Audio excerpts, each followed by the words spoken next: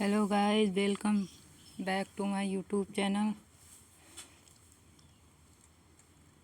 आज हम part second देखेंगे आरओ से संबंधित विगत वर्षों के प्रश्न पत्र का।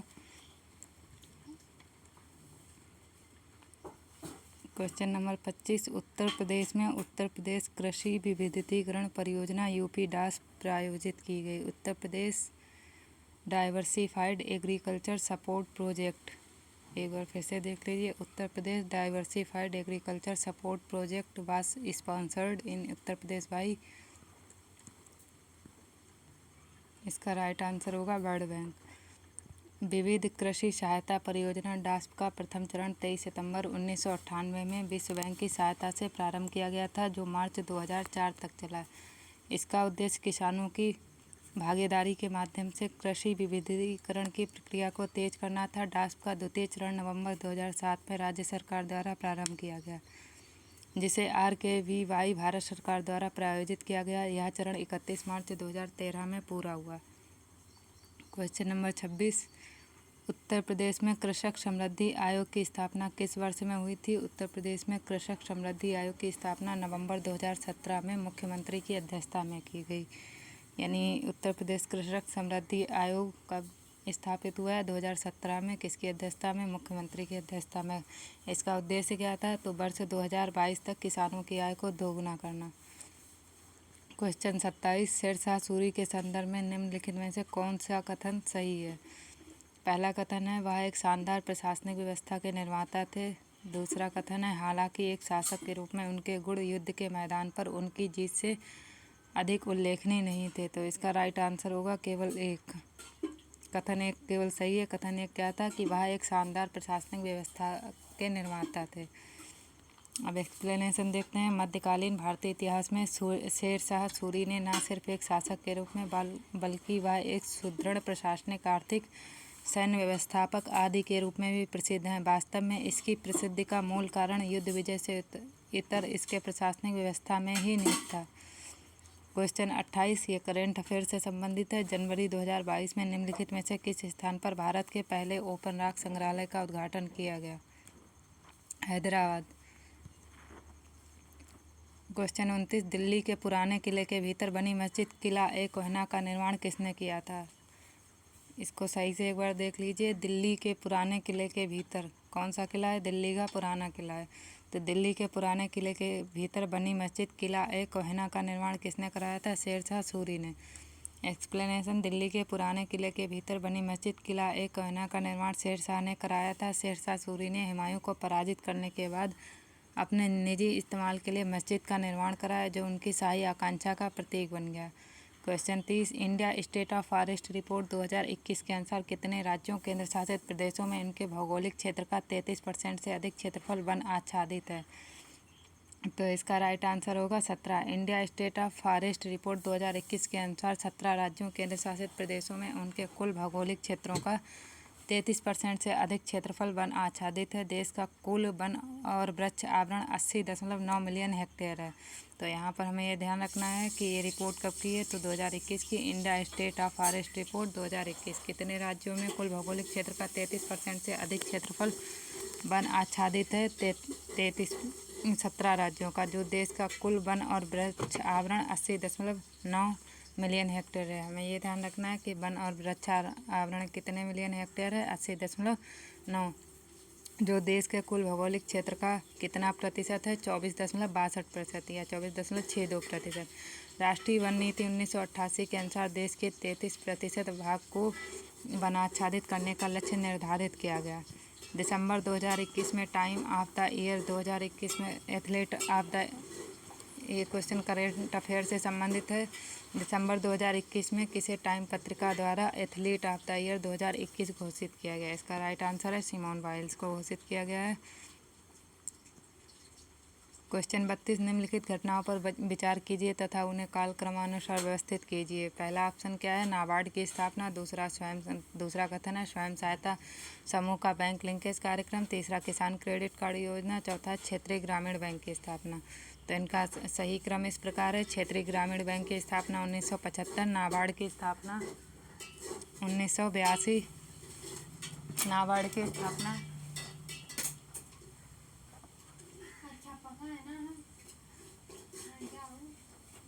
नाबार्ड की स्थापना 1982। स्वयं सहायता समूह का बैंक लिंकेज कार्यक्रम 1992 से 93। किसान क्रेडिट कार्ड योजना 1998। क्षेत्रीय ग्रामीण बैंक की स्थापना कब हुई है? 1975। नाबार्ड की स्थापना 1982। स्वयं सहायता समूह का बैंक लिंकेज कार्यक्रम 1992 से 93। किसान क्रेडिट कार्ड योजना 1998। Question number 33। जनवरी 2022 में आयोजित भारत के राष्ट्रीय युवा महोत्सव के संदर्भ में कौन सा कथन सही है? तो पहला कथन है यह राष्ट्रीय युवा महोत्सव का 20वां संस्करण था। दूसरा, इसका आयोजन पुदुचेरी में किया गया था। तो इसका दूसरा कथन सही है, पहला कथन गलत है क्योंकि इसमें संस्करण गलत दिया गया है। ये कौन सा संस्करण था? 25वां। और अगर हमें इसमें ध्यान रखने वाला है कि राष्ट्रीय युवा महोत्सव की शुरुआत कब से हुई है, तो 1995 से हुई। 1995 से क्या शुरू हुआ? राष्ट्रीय युवा महोत्सव। क्वेश्चन नंबर 34 क्या है? प्रोटेक्शन ऑफ प्लांट भारत सरकार ने protection of plant varieties and farmers right act यह अधिनियम किस वर्ष में पारित किया? क्वेश्चन 34 या 34 क्या है? भारत सरकार ने protection of plant varieties and farmers right act किस वर्ष में पारित किया? 2001। भारत सरकार ने protection of plant varieties and farmers right act को वर्ष 2001 में पारित किया। इससे पौधों की किस्म, कृषकों और पौधों के संवर्धकों के अधिकारों के संरक्षण के लिए प्रभावी प्रणाली स्थापित करने तथा पौधों की नई किस्मों के विकास को प्रोत्साहित करने हेतु लाया गया था। फिर क्वेश्चन नंबर 35 करंट अफेयर से संबंधित है। नवंबर 2021 में नीति आयोग द्वारा घोषित सतत विकास लक्ष्य शहरी सूचकांक और डैशबोर्ड 2021 से 22 में कौन सा शहर शीर्ष 3 स्थानों में शामिल नहीं है? तो इसमें कौन सा शामिल नहीं है? इंदौर नहीं।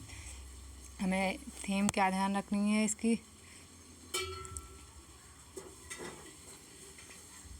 नीति आयोग द्वारा घोषित, नीति आयोग ने क्या जारी किया है? सतत विकास लक्ष्य शहरी सूचकांक और डैशबोर्ड। सतत विकास शहरी लक्ष्य सूचकांक और डैशबोर्ड। और इसमें टॉप 3 शहर दिए गए हैं, कौन सा नहीं शामिल है वही आपको बताना है। और क्वेश्चन नंबर 36 या 36, राष्ट्रीय विकास परिषद का गठन ... में हुआ था। तो राष्ट्रीय विकास परिषद का गठन हुआ था 1952 में। एक्सप्लेनेशन, राष्ट्रीय विकास परिषद का गठन 6 अगस्त 1952 को किया गया।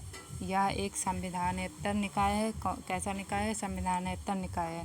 और गठन कब हुआ है? 6 अगस्त 1952 को। जिसका अध्यक्ष कौन होता है? प्रधानमंत्री होता है। केंद्रीय मंत्रिपरिषद के सभी सदस्य सभी राज्यों के केंद्रीय मंत्रिपरिषद के सभी सदस्य सभी राज्यों के मुख्यमंत्री, केंद्र शासित प्रदेशों के प्रशासक तथा योजना आयोग, जो वर्तमान में नीति आयोग के नाम से जाना जाता है, के सभी सदस्य इसके पदेन सदस्य होते हैं। क्वेश्चन 37, भारतीय लघु उद्योग विकास बैंक सिडबी का मुख्यालय किस स्थान पर है? तो इसका मुख्यालय लखनऊ में है।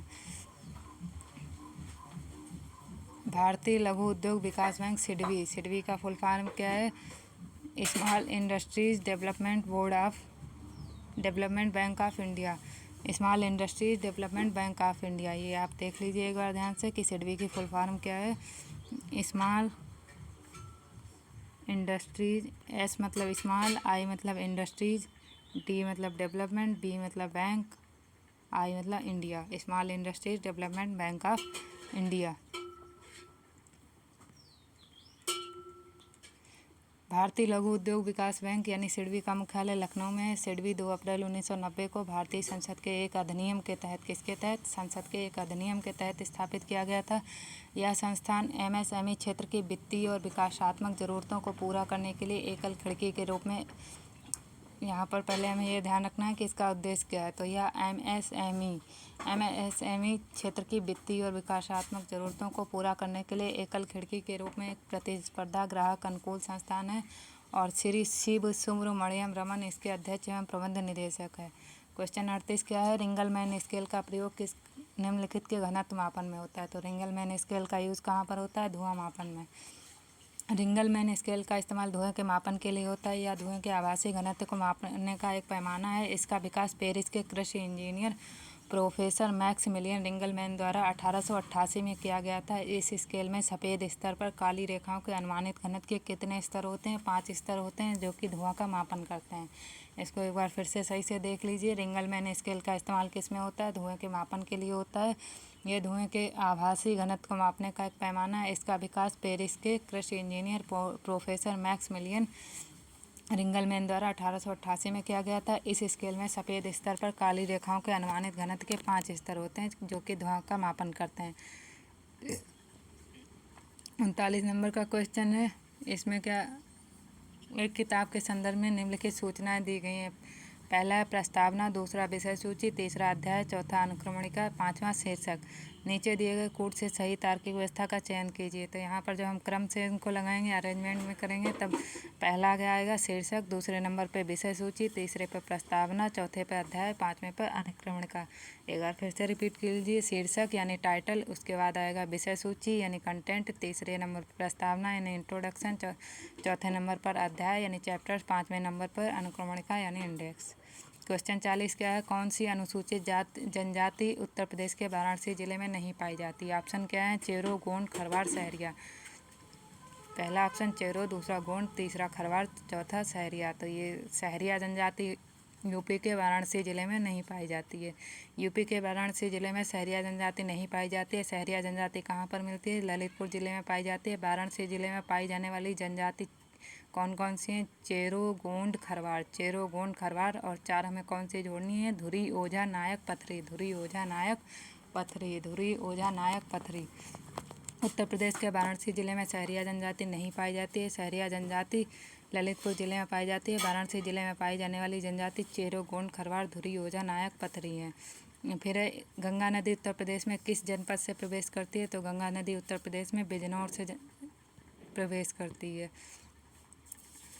गंगा नदी उत्तर प्रदेश में बिजनौर जनपद से प्रवेश करती है। गंगा नदी उत्तर प्रदेश में किस जनपद से प्रवेश कर रही है? बिजनौर जनपद से। और ये कुल कितने ज़िलों से होकर बहती है? 27 ज़िलों से। तो उत्तर प्रदेश के 27 ज़िलों से होकर बहती है। गंगा नदी के किनारे स्थित उत्तर प्रदेश के प्रमुख शहर प्रयागराज, वाराणसी, कानपुर, कन्नौज, मिर्ज़ापुर, गाजीपुर, बलिया आदि हैं। भारत सरकार द्वारा नवंबर 2008 में गंगा नदी को भारत की राष्ट्रीय नदी घोषित किया गया। गंगा को भारत की राष्ट्रीय नदी कब घोषित किया? भारत सरकार द्वारा नवंबर 2008 में गंगा नदी को भारत की राष्ट्रीय नदी घोषित किया गया। तो गंगा नदी को भारत की राष्ट्रीय नदी कब, किस वर्ष घोषित किया गया? नवंबर 2008 में। आइए यूपी का एक बार मैप देखते हैं। यहाँ पर हम गंगा नदी के किनारे स्थित कुल 27 शहर नहीं देखेंगे जो हमारे लिए महत्वपूर्ण है। केवल उन्हीं ज़िलों को यहाँ पर अंडरलाइन करेंगे या मैप में देखेंगे।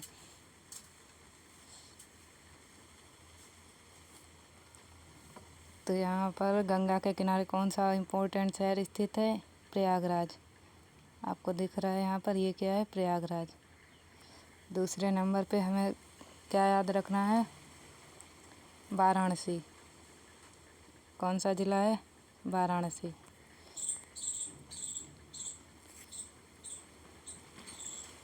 पहला प्रयागराज, दूसरा वाराणसी, तीसरा हमें ध्यान रखना है कानपुर। कानपुर, कन्नौज, मिर्ज़ापुर, गाजीपुर,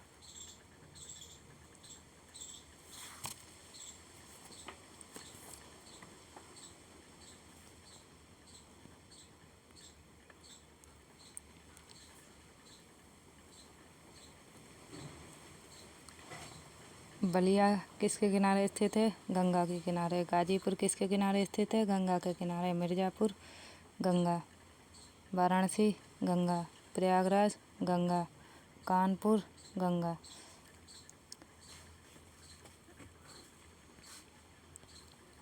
बलिया, गाजीपुर, वाराणसी, मिर्ज़ापुर, प्रयागराज, कानपुर गंगा। एक बार इसको सही से देख लीजिए कौन कौन से प्रमुख शहर गंगा नदी के किनारे स्थित हैं। बलिया हो गया, गाजीपुर, वाराणसी, मिर्ज़ापुर, प्रयागराज, कानपुर नगर।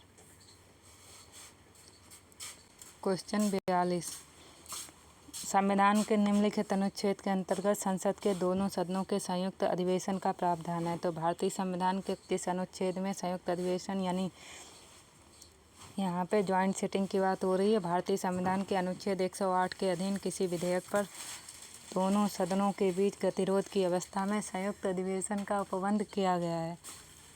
भारतीय संविधान के अनुच्छेद 108 के अधीन किसी विधेयक पर, यहाँ पर हमें ये ध्यान रखना है कि संयुक्त अधिवेशन किस कंडीशन में बुलाया जाता है। तो अगर जैसे कोई विधेयक आया है तो उस पर दोनों सदनों के बीच गतिरोध की अवस्था बन रही है, तब संयुक्त अधिवेशन का उपबंध किया गया है। संयुक्त अधिवेशन की अध्यक्षता लोकसभा अध्यक्ष द्वारा अनुच्छेद 118 के अधीन की जाती है। तो 108 में 10 नंबर जोड़ दीजिए। 118 कौन हिंदुस्तानी संगीत के क्षेत्र में, यहाँ पर किसकी बात हो रही है? हिंदुस्तानी संगीत। निम्नलिखित में कौन हिंदुस्तानी संगीत के क्षेत्र में महान विभूति नहीं था? ऑप्शन क्या है? राजा मान सिंह तोमर हैं, दूसरा तानसेन, तीसरा सदारंग अदारंग, चौथा माल गुर्जरी। तो हिंदुस्तानी संगीत के क्षेत्र में राजा मान सिंह तोमर, यहाँ पे हमें तो थोड़े हाईलाइट करके देखने हैं कि कौन कौन से हिंदुस्तानी क्षेत्र से संबंधित है, संगीत के क्षेत्र से संबंधित हैं। एक तो मान सिंह तोमर हो गए, दूसरा तानसेन, तीसरे सदारंग अदारंग। आदि महान विभूतियों का विशेष योगदान था। दिए गए विकल्प में माल गुर्जरी, ये माल गुर्जरी का संबंध किससे है? राग गायन। माल गुर्जरी का संबंध किससे है? राग गायन से। माल गुर्जरी राग गायन। संविधान संशोधन तथा धन विधेयक को छोड़कर अन्य से, यहाँ पर ये प्रिंटिंग मिस्टेक है। क्वेश्चन 42 का एक्सप्लेनेशन क्वेश्चन 43 में दिया गया है।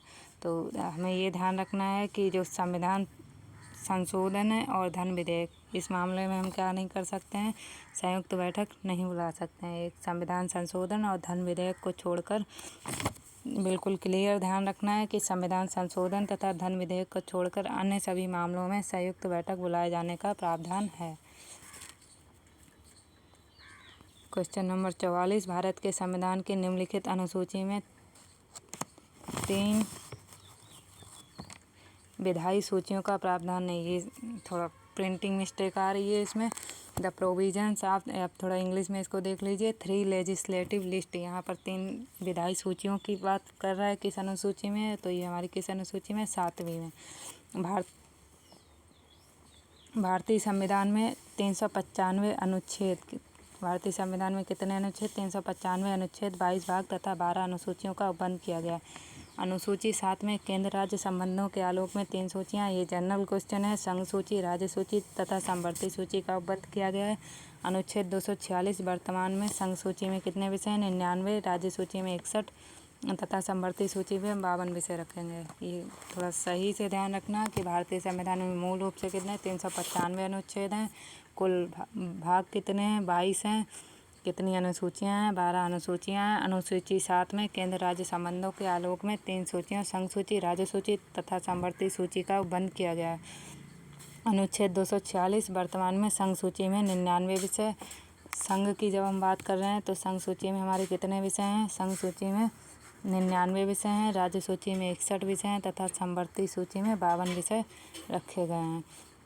क्वेश्चन 45 क्या है? 1926 में गठित नौजवान सभा का प्रारंभिक सदस्य कौन नहीं था? तो ये पहले तो हमें यही ध्यान रखना है कि नौजवान सभा का गठन कब हुआ था। नौजवान सभा का गठन कब है? 1926 में। और नौजवान क्वेश्चन में क्या पूछा गया कि 1926 में गठित नौजवान सभा का प्रारंभिक सदस्य कौन नहीं था? तो यहाँ पर राइट आंसर क्या होगा? पहले हम विकल्प देखते हैं। अंबिका चक्रवर्ती, यशपाल, भगत सिंह, छबीला दास। तो आंसर में क्या होगा? अंबिका चक्रवर्ती। नौजवान भारत सभा की स्थापना भगत सिंह ने 1926 में की थी। इसके प्रसिद्ध सदस्यों में हमें नौजवान सभा के सारे मेंबर बिल्कुल क्लियर ध्यान रखने हैं कौन कौन थे। तो भगत सिंह, छबील दास, यशपाल, जयपाल, 2 पाल हैं, एक तो यश हैं, दूसरे जयपाल हैं। 5वें नंबर पे राजगुरु। एक बार सही से ध्यान रखिएगा कि इसके जब नौजवान भारत सभा, पूरा नाम क्या है इसका? नौजवान भारत सभा, भगत सिंह ने 1926 में किया था। इसके प्रसिद्ध सदस्यों में भगत सिंह, छबील दास, यशपाल, जयपाल, राजगुरु। अंबिका चक्रवर्ती नौजवान, अब इसमें कट किसको करना है? कौन इसका मेंबर नहीं है? अंबिका चक्रवर्ती, ये इसके मेंबर नहीं हैं। यानी यशपाल भी हैं, भगत सिंह भी है, छबील दास भी हैं, और हमें और 2 नाम क्या ऐड करने हैं? जयपाल और राजगुरु, जयपाल और राजगुरु। क्वेश्चन नंबर 46, सुगमता सूचकांक के संदर्भ में निम्नलिखित कथनों में कौन सा कथन सही है। तो यहाँ पर इंग्लिश में इसको एक बार देख लीजिए। With reference to ease index which of the following statement is correct. यानी सुगमता सूचकांक मतलब ईज इंडेक्स की बात कर रहा है। पहला कथन है, यह सार्वजनिक क्षेत्र के बैंकों के प्रदर्शन को आकलित करने का एक तरीका है। कौन से क्षेत्र की बात कर रहा है? पब्लिक सेक्टर बैंक की। तो ये सार्वजनिक क्षेत्र के बैंकों के प्रदर्शन को आकलित करने का यह तरीका है। भारत में MSME हेतु व्यापार सुगमता को आकलित करता है। यहाँ पर दोनों कथन सही हैं। अब एक्सप्लेनेशन में क्या है कि सुगमता, वैसे तो ये करंट अफेयर का क्वेश्चन है, लेकिन अपडेट करने के लिए हमें इसे एक बार एक्सप्लेनेशन को देख लेना चाहिए। यह सूचकांक सार्वजनिक क्षेत्र के बैंकों के प्रदर्शन को आकलित करने का तरीका है। पहले तो सूचकांक इंडेक्स किसकी बात हो रही है? सुगमता यानी ईज इंडेक्स की बात हो रही है। और ये क्या करता है? सार्वजनिक क्षेत्र के बैंकों के प्रदर्शन को आकलित करने का तरीका है। यानी किसको मेजर कर रहा है? सार्वजनिक क्षेत्र के बैंकों के परफॉर्मेंस को। और ये भारत में MSME हेतु व्यापार सुगमता को भी आकलित करता है। यह सूचकांक केंद्रीय वित्त एवं कॉरपोरेट मंत्री द्वारा जारी किया गया व्यापार सुगमता सूचकांक में भारत को 190 देशों में 63वां स्थान। क्वेश्चन नंबर 47 बिल्कुल जनरल है, इसको आप लोग सेंड से भी कर सकते हैं कि जल में घुलनशील विटामिन पूछा है तो इसकी एक ट्रिक है। एडेक से मैंने जैसे इसको जो याद किया है, एडेक से याद किया है, ADEK। ये एडेक क्या है? वसा में घुलनशील विटामिन है। जो शेष हमारे बचते हैं वो सारे किसमें हैं? जल में घुलनशील है। तो जल में घुलनशील विटामिन क्रमशः B और C है। जबकि ऑप्शन में जैसे जब हम देख रहे हैं कि पहला ऑप्शन विटामिन A, दूसरा विटामिन B, तीसरा विटामिन C, चौथा विटामिन D। तो यहाँ पर दोनों जो ऑप्शन B और ऑप्शन C हैं ये दोनों राइट आंसर में दिए गए हैं, इसलिए दोनों आंसर सही होंगे। जल में घुलनशील विटामिन क्रमशः विटामिन B और विटामिन C हैं। जल में घुलनशील विटामिन शरीर में जमा नहीं होते हैं, जबकि वसा में घुलनशील विटामिन ADE के वसा में घुलनशील विटामिन शरीर के यकृत, वसा, ऊतक और मांसपेशियों में जमा होते हैं। विटामिन का मुख्य कार्य शरीर की उपापचय की दर को सुचारू रूप से बनाए रखना है। तो विटामिन का, जैसे उस दिन हम जब कर रहे थे प्रीवियस ईयर क्वेश्चन, तो उसमें हमने एक क्वेश्चन देखा था कि किससे हमें शरीर को ऊर्जा प्राप्त होती है। तो हमने कार्बोहाइड्रेट और वसा राइट आंसर देखा था, कार्बोहाइड्रेट और वसा। जबकि विटामिन जल लवण, इससे हमें कोई एनर्जी नहीं मिलती है। और यहाँ पर हम विटामिन का मुख्य कार्य देख रहे हैं कि शरीर की उपापचय दर को क्या करना है? शरीर की उपापचय दर को सुचारू रूप से बनाए रखना है। तो विटामिन का ये मुख्य कार्य ध्यान रखना है कि विटामिन का हमारे शरीर में क्या कार्य है। विटामिन का मुख्य कार्य शरीर की उपापचय की दर को सुचारू रूप से बनाए रखना है। और विटामिन शब्द की बात हो रही है तो किसके द्वारा दिया गया? सीफंग के द्वारा। ये एक प्रकार के जटिल कार्बनिक, अगर विटामिन की वन वर्ड में डिफिनीशन पूछी जाए तो जटिल कार्बनिक यौगिक विटामिन क्या होते हैं? जटिल कार्बनिक यौगिक होते हैं। देखने में क्वेश्चन भले ही सिंपल है, लेकिन जब इसके कथन कारण में क्वेश्चन आते हैं तभी क्वेश्चन हार्ड हो जाते हैं। जैसे जब यहाँ पे हम एक्सप्लेनेशन में देख रहे हैं कि जल में घुलनशील विटामिन कौन से हैं? क्रमशः विटामिन B एंड C है। और जल में घुलनशील विटामिन शरीर में जमा नहीं होते। जो जल में घुलनशील विटामिन होते हैं शरीर में जमा, आप जैसे कथन में दे देगा कि जल में घुलनशील विटामिन शरीर में जमा होते हैं, क्लियर बता रहा है कि जल में घुलनशील विटामिन शरीर में जमा नहीं होते हैं। जबकि वसा में घुलनशील विटामिन एडेक हैं, ADE और वसा में घुलनशील विटामिन शरीर के, अब जैसे ये वाले जो विटामिन हैं,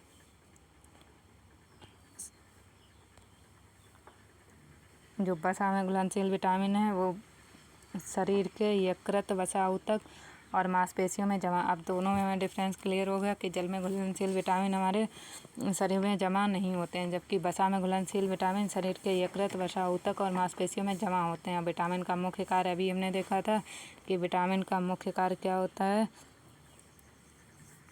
शरीर की उपापचय की दर को सुचारू रूप से बनाए रखना। ओके, फिर एक क्वेश्चन 48 डाप्सन इकाई निम्नलिखित में से क्या मापा जाता है? तो इससे ओजोन की सांद्रता मापी जाती है। डाप्सन इकाई से हम क्या मापते हैं?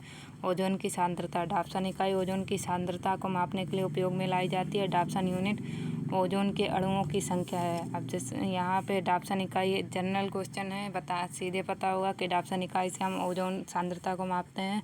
और डाप्सन यूनिट ओजोन के अणुओं की संख्या है, जिसे 0 डिग्री सेल्सियस के तापमान यानी 0 डिग्री सेल्सियस के तापमान और एक वायुमंडल पृथ्वी की सतह पर वायु के दबाव पर 0.01 मिलीमीटर मोटी शुद्ध ओजोन की एक परत बनाने की आवश्यकता होती है। ये थोड़ा सही से देख लीजिएगा कि डाप्सन यूनिट ओजोन के अणुओं की संख्या है। किसके अणुओं की संख्या? ओजोन के अणुओं की संख्या है। जिसे शून्य तापमान की बात हो रही है तो तापमान कितना है? 0 डिग्री सेल्सियस। और एक वायुमंडल पृथ्वी की सतह पर वायुदाब के दबाव पर 0.01 मिलीमीटर मोटी की बात हो रही है, मिलीमीटर मोटी शुद्ध ओजोन की एक परत बनाने की आवश्यकता होती है। क्वेश्चन 49, कौन 1929 में अखिल भारतीय ट्रेड यूनियन कांग्रेस के अध्यक्ष थे? अध्यक्ष की बात कही है कि जैसे अभी हमने पीछे देखा था, नौजवान भारत सभा की स्थापना कब हुई थी? 1926 में हुई थी। उसके मेंबर कौन कौन से थे? भगत सिंह थे, छबीलदास थे, यशपाल थे, जयपाल थे। एक नाम हमने और देखा था, अभी आपको बता रहे हैं, राजगुरु। तो वैसे यहाँ पे दूसरा संगठन हम क्या देख रहे हैं? Akhil Bharatiya trade union Congress. इसका इंग्लिश में भी नाम ध्यान रखना है कि अखिल भारतीय ट्रेड यूनियन कांग्रेस को क्या बोलते हैं? तो all India trade union Congress. कभी कभी ये पेपर में शॉर्टकट में आता है, जैसे ऐसे लिख कर आएगा AITUC, एटक जिसको बोलते हैं। यानी इसका शॉर्ट फॉर्म क्या कभी कभी पेपर में पूछा जाता है?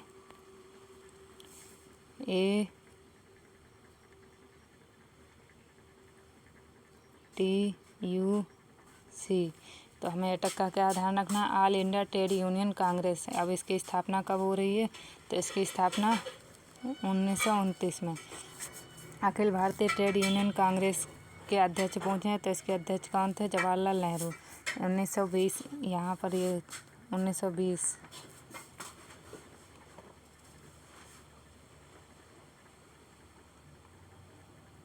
वैसे मतलब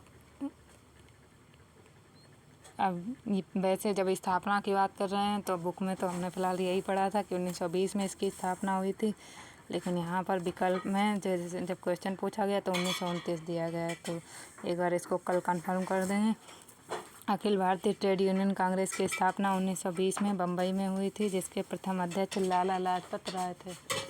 इसके अध्यक्ष कौन थे? लाला लाजपत राय थे। इस क्रम में भारत के तत्कालीन कई राष्ट्रीय नेताओं ने इस संस्था की अध्यक्षता की, जिसमें 1929 में जवाहरलाल नेहरू ने। तो यहाँ पर 1900 स्थापना हमारी जब पूछेगा तो 1929 में, अखिल भारतीय ट्रेड यूनियन कांग्रेस, इसकी स्थापना जब पूछेगा तब 1920, लेकिन अध्यक्षता कब हो रही है? 1929 में। तो क्वेश्चन को सही से पढ़ना है, वरना पता चले जैसे हम जब जल्दी में पढ़ते हैं तो हमारे माइंड में यही क्लिक होगा कि 1929 में अखिल भारतीय ट्रेड यूनियन कांग्रेस के अध्यक्ष थे, तो यहाँ पे जवाहरलाल नेहरू तो क्लिक हो जाएगा, लेकिन ये भूल जाएंगे कि स्थापना कब हुई है। तो स्थापना हुई है 1920 में। कहाँ पर हुई है? मुंबई में हुई है। और जब 1929 की बात होती है तो इसके अध्यक्ष कौन थे?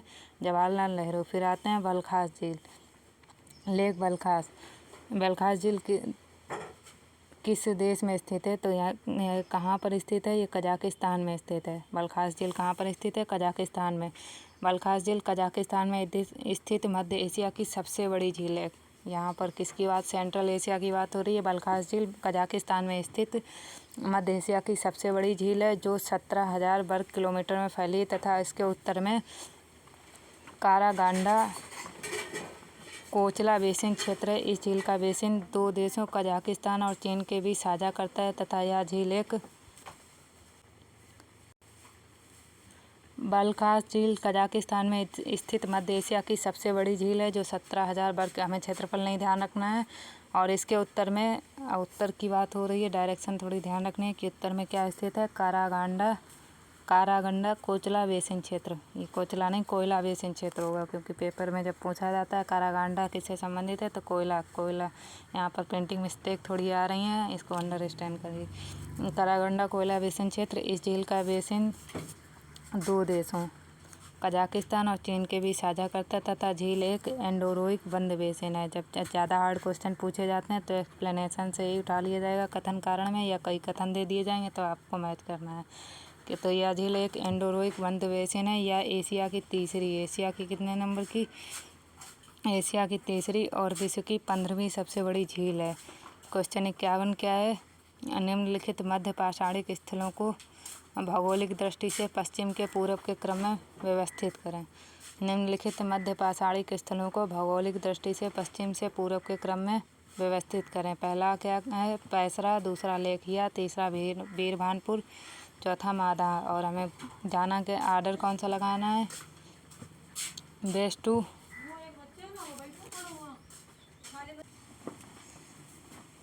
सॉरी, यहाँ पर मैप भूल गए थे, एक बार मैप देख लीजिए।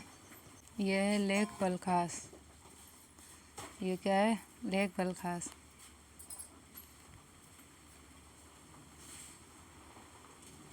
ये लेक बलखास है। कहाँ फैली हुई? कजाकिस्तान के बीच में। ये कजाकिस्तान हो गया। जब हमें एशिया संगठन पढ़ते हैं तो उसमें ये सारे मेंबर्स देखते हैं कि कौन कौन मेंबर्स है। तो ये जो भी सेंट्रल एशिया में, जैसे हमारा हो गया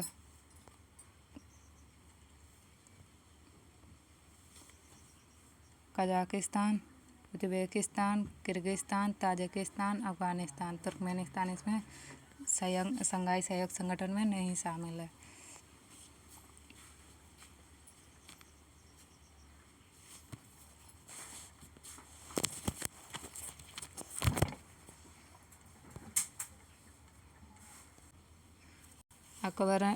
अकबर का दीवान कौन था? मुजफ्फर खान। जहांगीर का गियास बेग, एतमादुद्दौला।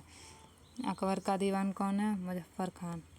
जहांगीर का गियास बेग, एतमादुद्दौला। शाहजहां का सादुल्ला खान, औरंगजेब का असद खान। अकबर का दीवान कौन है? मुजफ्फर खान। अकबर का दीवान मुजफ्फर खान। जहांगीर का गियास बेग, एतमादुद्दौला। शाहजहां का सादुल्ला खान, औरंगजेब। इसको ध्यान कैसे रखना? अकबर का मुजफ्फर खान है। जहांगीर में गा रहा है तो गियास बेग, एतमादुद्दौला। शाहजहां में शाह से सादुल्ला, औरंगजेब आ से असद खान। क्वेश्चन 60। कौन सा एक सही सुमेलित नहीं है पूछा है। पहला ऑप्शन क्या है? राष्ट्रीय जैविक खेती केंद्र। इसको इंग्लिश में भी ध्यान रखना है। National centre of organic farming. पहला विकल्प क्या है? National centre of organic farming यानी राष्ट्रीय जैविक खेती केंद्र, गाजियाबाद। दूसरा ऑप्शन है Indian Institute of pulse research. कभी कभी शॉर्ट फॉर्म में दे देता है, जैसे इसको लिख देगा IIPR, तो भारतीय दलहन अनुसंधान संस्थान, कानपुर। और तीसरा दिया है भारतीय सब्जी अनुसंधान यानी Indian Institute of vegetable research, भारतीय सब्जी अनुसंधान, IIBR कहाँ पर है? गोरखपुर में। चौथा Indian Institute of Sugarcane Research, IISR कहाँ पर है? लखनऊ में। तो इसमें गलत कौन सा है? भारतीय सब्जी अनुसंधान संस्थान, गोरखपुर, जो कहाँ पर है? वाराणसी। इसको एक बार देख लेते हैं। राष्ट्रीय जैविक खेती केंद्र। राष्ट्रीय जैविक खेती केंद्र कहाँ पर है? राष्ट्रीय जैविक खेती केंद्र गाजियाबाद में है।